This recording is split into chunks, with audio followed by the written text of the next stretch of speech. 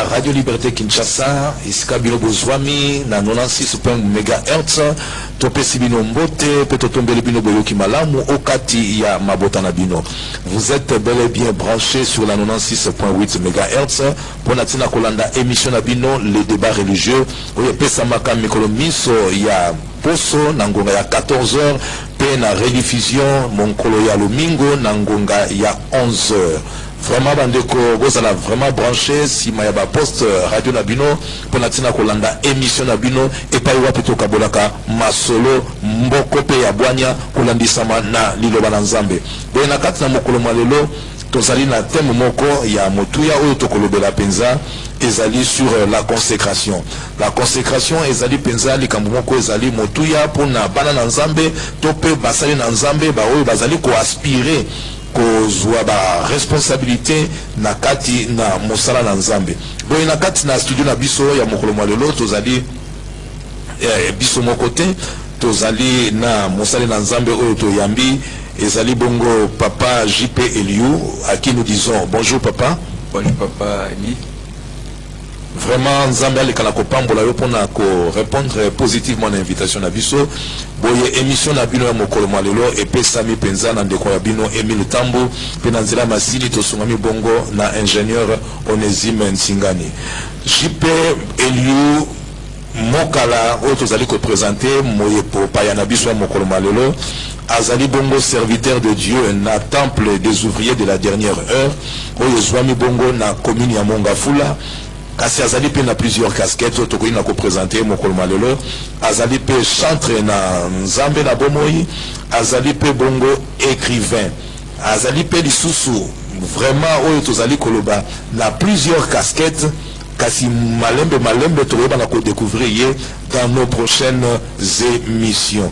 Boye ndenge tokoti koloba wa pona tina thème ya mokolo malelo ezali sur la consécration tokokene ko pesa papa JP maloba akoti sabiso penza la bozindo atali sabiso penza la consécration c'est quoi exactement consécration ezali penza nini bongo toko kota na kati na bozindo na yango penza papa JP dimbolola na biso c'est quoi en fait la consécration par rapport ya mosala na nzambe na kati na ancienne alliance pe na nouvelle alliance consécration ya mosali na nzambe ezali nini et vraiment kotsa biso na bozindo maloba omboka yo.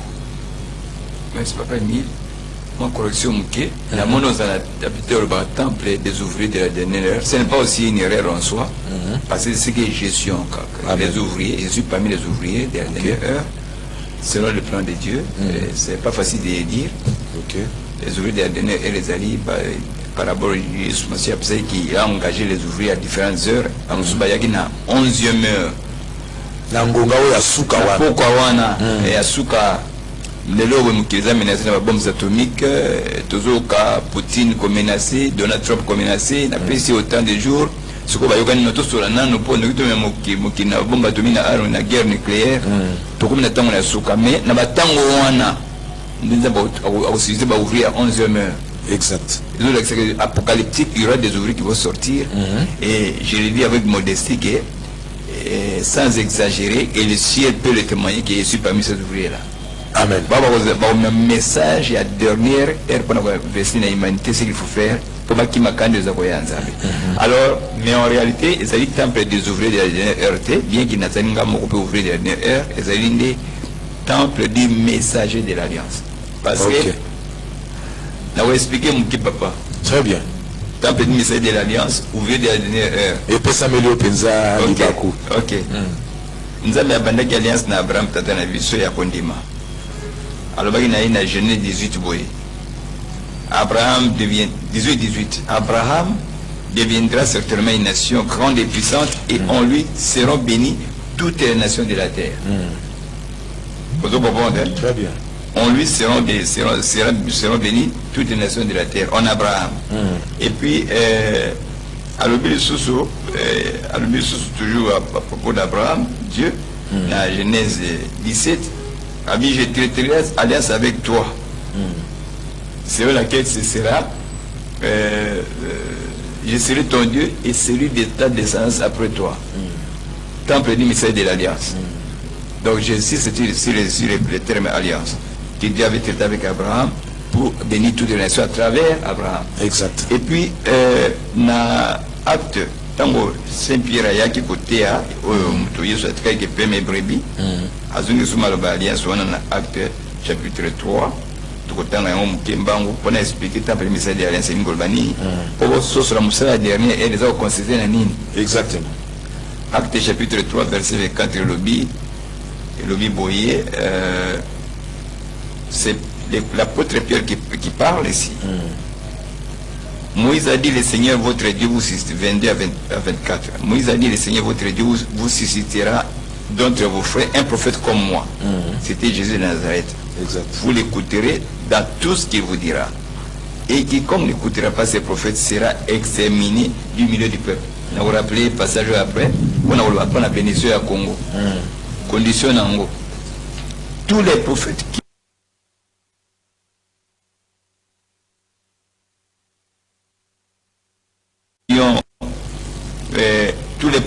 qui ont successivement parlé depuis Daniel ont aussi annoncé ces jours-là.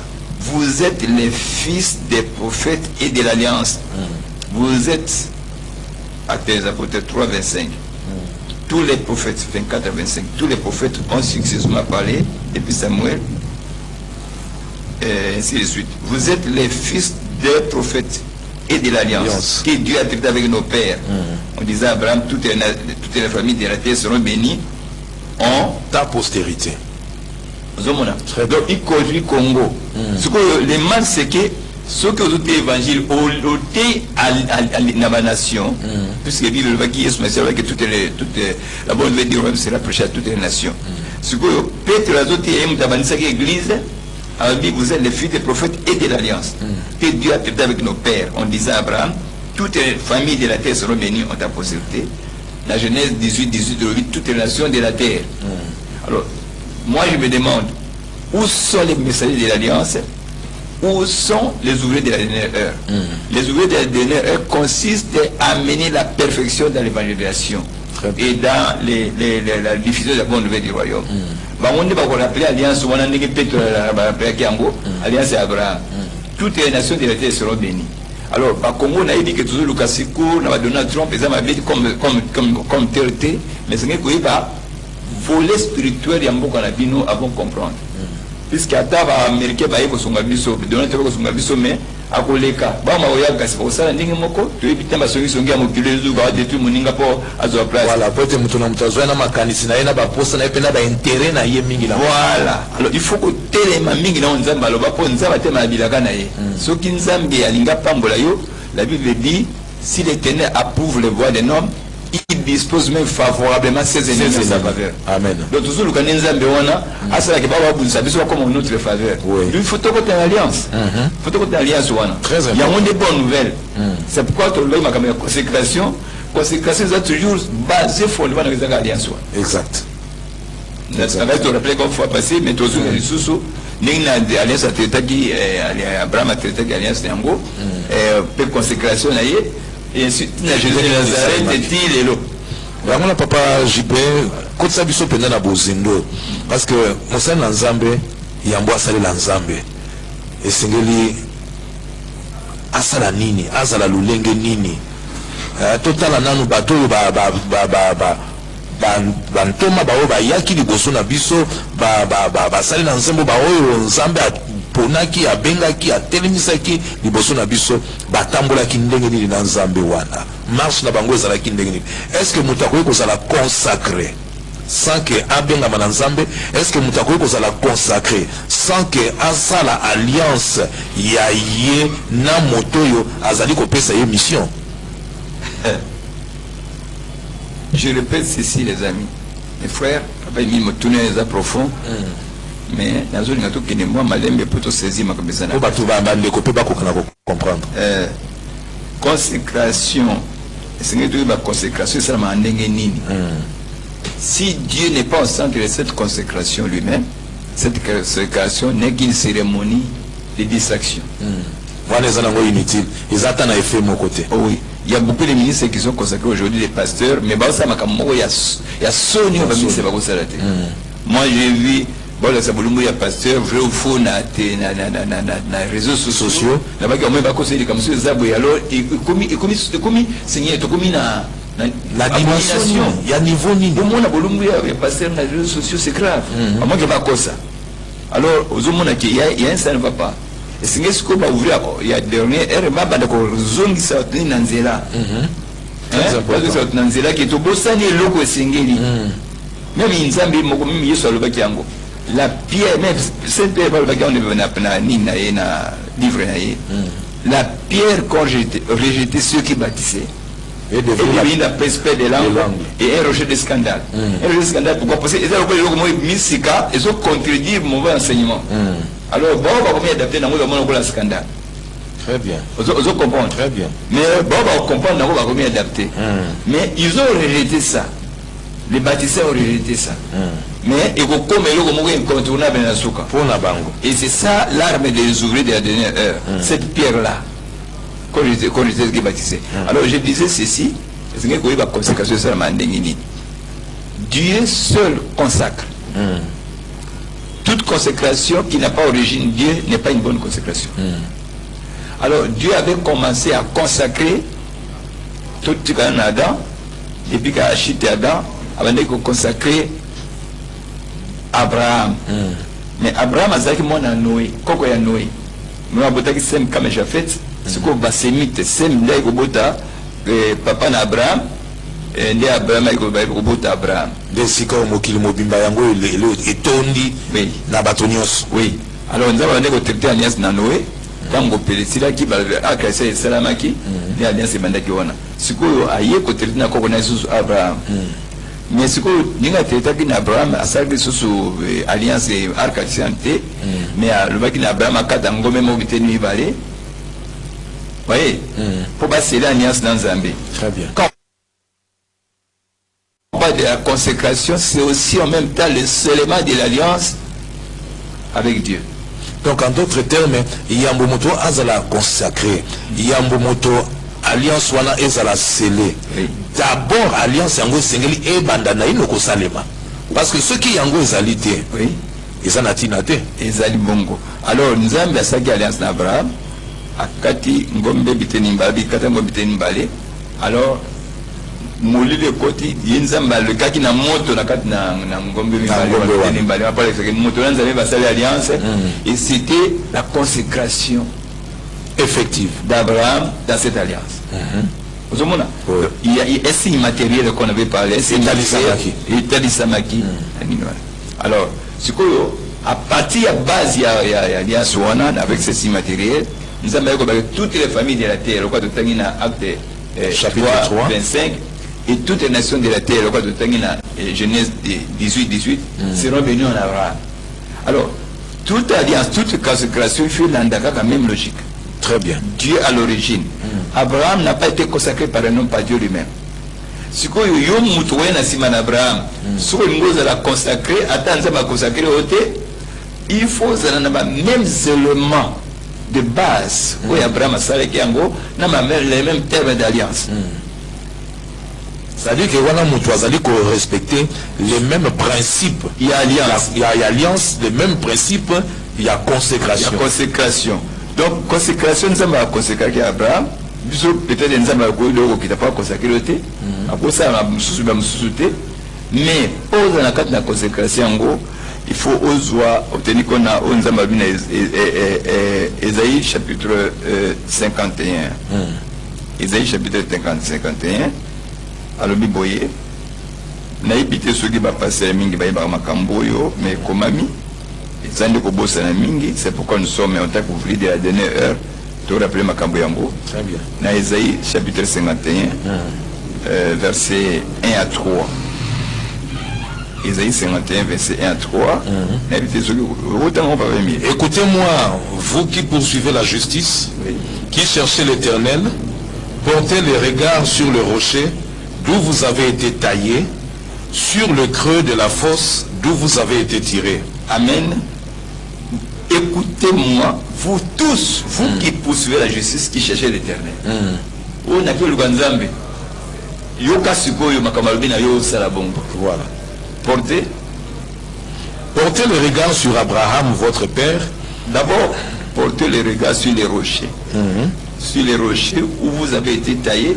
Ah, ok. Sur le creux de la fosse où vous avez été tiré. Il y a deux choses ici. Ça passe qu'on a tous allé dans le premier verset.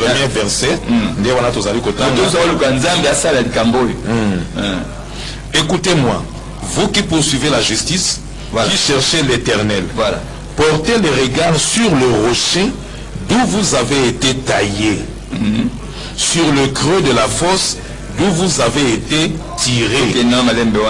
Sur les rochers, la pierre qu'ont rejeté ceux qui bâtissaient. Le rocher c'est pierre, non? Maintenant, la pierre qu'ont rejeté ceux qui bâtissaient devient la principale de l'encre. Ils en somme, ils en la pierre. La pierre rejetée, la pierre rejetée par le bâtisseur. Porter le regard sur les rochers. Ça montre que quelque part, nous sommes là. Hein? Tout la justice. Tout ça, ma cambo le bureau a été, tout le rocher. Alors, quand Jésus avait dit, et Pierre avait dit, la pierre corrigée, ce qui bâtissait, pour comprendre que, consigne après ce qu'il y avait dans la soute. Pour tous qui poussaient la justice, qui cherchaient l'éternel, portez le regard. Portez le regard sur les rochers. Mais les bâtisseurs ont rejeté cette pierre-là, ces rochers-là. Malheureusement. Malheureusement. C'est pourquoi les ouvriers de la dernière ère doivent rappeler cela. Pour dire que Bobo Sani a besoin de comme un réformateur, n'a pas de la pour rétablir comme des ciganes. Très bien. Très bien. C'est ça le ouvrier de la dernière ère. Bon, on va regarder le thème alliance, on n'a pas pu tout une alliance, tout beauté mal alliance. Tout c'est mal alliance. Portez le regard sur les rochers. Oh, ces rochers-là ont été rejetés par les bâtisseurs. Il y a encore besoin de s'abstenir là. Très bien. Pas si mon peuple qui était mauvais, mon nom suivi, puis cherche ma face. C'est de tourner ces mauvaises voies, parce que ça veut dire que tout le monde s'en a roché. Tout le monde verset 2. Verset 2. Oui.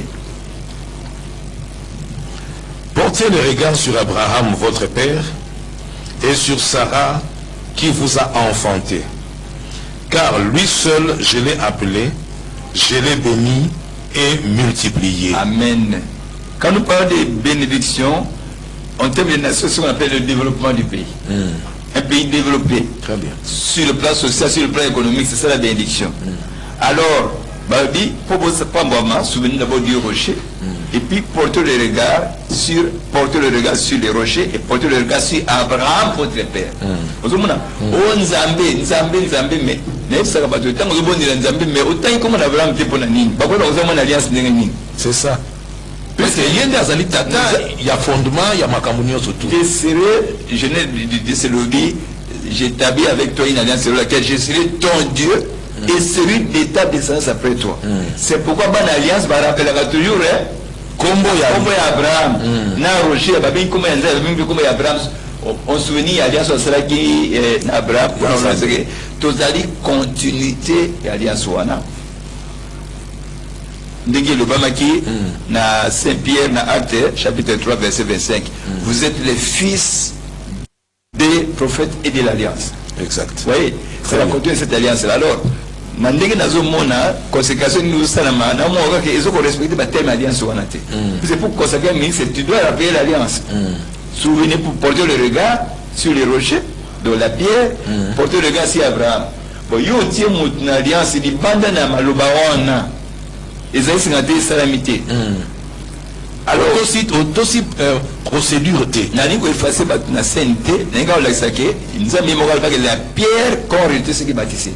C'est ba bosana malobanza malobana Isaïe 51 verset 1 à 3. Pour ba pambola, pour nzamba pambola, likolo. Alors, so nous sommes pambola au Congolais, na ba serviteur za ba makambo T. Et que ça lokola toza ko luka en vrai heureusement que Dieu a ses vrais serviteurs de la dernière qui va citer pour rappeler cette alliance. Même pour notre pays, le Congo, je vais montrer les chapitres qui concernent notre alliance avec Dieu. Oui, papa, je peux nauti kolanda na boke binyoso.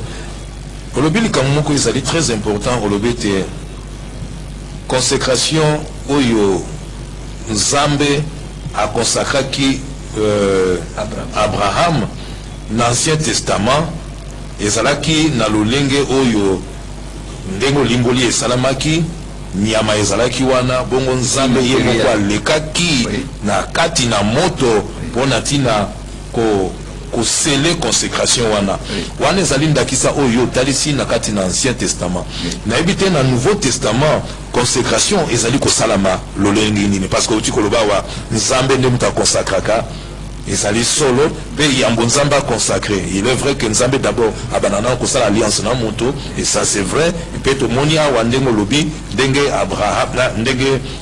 Abraham azalaki consacré na nzambe par rapport à l'Ancien Testament. Et maintenant ce qu'on a au Nouveau Testament ça se passe comment et ça la makandenge nini peut bana na nzambe ba ko kapena kolanda ba o pe ba yebite ba o pe bazali ko aspirer na kati ba consécration ba yeba pe lolenge nini et ça la maka exactement. Dans le Nouveau Testament, introduction il y a nouvelle alliance et c'est là qui Jésus-Christ. Amen. C'est là qui Jésus Messie. Amen. Il peut se retrouver bien ministère naïe et ça qui consacré dans mon touté. Dès que ba consacré dans la botamaki, ba qui n'est pas na Simon pour abonder la bonaye pour nous remercier nous amène na moni mobikisi Messie a oyo tindaki mais pour la consécration naïe na musala naïe et ça na maki na jour ya baptême naïe tanga yaki pa na Jean-Baptiste pour abatisa na mai. Très bien. Il faut plus de signes matériels. Azaki motomoli mais il faut signes matériels. Alors ba na mai c'est le matériel. Vous avez une gombe sur le na mai. Si vous avez na mai, même Jean-Baptiste a voulu na zabinte que yo ngana baptisé yo. Mais il se dit qu'il est convenable que nous accomplissions toute justice. C'est-à-dire qu'avant que attends va pour nous salelaye, il faut les canaux consécration à marque wana. Avec ces matériels, il y a consécration, puis avec ces signes matériels Dieu doit lui-même venir descendre pour confirmer cette alliance. Il y a un moment, Jean-Baptiste a baptisé qui Jésus Messie pour la signe matériel. Il a continué à l'alliance. Voyez, et Jean-Baptiste est Yemoko, sautez bien, va consacrer un amour tout pété. Likambo ezali solo parce que nazali komona makambo ezali ko ya moto na lolenge ete Abraham consacré par Dieu lui-même sans l'intervention humaine. Oui. Jean-Baptiste consacré Nazambe sans l'intervention humaine. Oui. Donc Yesu sikoyo poise la consacré. Le coup que Jean-Baptiste a sur terre, le coup représentant de Dieu pour l'alliance ambo. Oui. Alors nous avons quitté sur Jean-Baptiste pour consacrer mon côté. Yesu a ringali kana canal à Jean-Baptiste. Pour la sortir tout de suite. Nyosoana ezala qui peut être ezala et servir d'exemple. Il faut il faut les canak na muto nzamba consacrer au départ. Très bien. Ça lesquels aux autres ça la Trinité. Ça non nengo lingi mais et aussi mbate. Parce que tout le monde a mususu lelo a commis pasteur. On a commis pasteur parce que Dieu m'a révélé, parce que Dieu m'a parlé. On a commis prophète parce que Dieu m'a parlé. Dieu s'est montré à moi et bon on a bongo. Pas de problème. Mais nous allons vérifier l'alliance quand même. On les reconnaît à les fruits. Jean-Baptiste, normalement Jésus devait être consacré par Dieu lui-même. Mais comme il avait déjà consacré Jean-Baptiste sans intervention humaine, c'est quoi Bazaki Bangon va aller sur terre, alors Atini Mogé pas la moussous. Il faut respecter la hiérarchie. À respecter la hiérarchie, à respecter le principe. Alors Jean-Baptiste Aboya qui peut grandir à Jésus-Christ, alors non, il est convenable que nous accomplissions toute justice baptisée. Très important. Alors si vous avez baptisé pour la alliance wana et transmettre onction alliance wana pas dans Jésus-Christ. Alors nous avons le coup les acquis mwana naie pour faire confirmer sur le surnaturel. Il y avait un élément matériel maï na sur surnaturel. Nous avons même un qui dit alors voici mon fils bien-aimé en qui j'ai mis toute mon affection. Écoutez-le. Écoutez-le. Les gens qui peuvent confirmer alliance au Jean-Baptiste a transmis qui katnaye. Alors il y a mon pensée qui était pour diviser alliance. Alors toute consécration va bien que c'est accompagné d'un élément matériel surnaturel. Abraham et Salamaki, Babu Kamani Bakati, Nzambe moko avec na moto c'était surnaturel. Matériel ça ngombe wana. Jésus Christ au baptême na l'eau, élément matériel, Nzambe a quitté avec celui-ci mon fils bien-aimé, élément